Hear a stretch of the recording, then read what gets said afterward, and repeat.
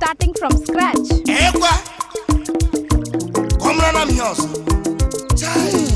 Fresh chicken.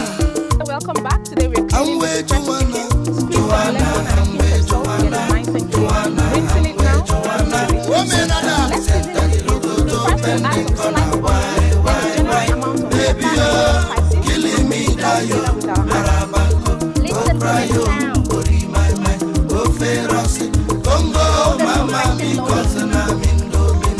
Welcome back. Today we are making fried rice to celebrate. Yes, I am. Watch how I chop the vegetables. No party without fried rice.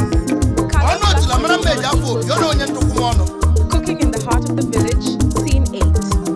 Feel the warmth. You eat this?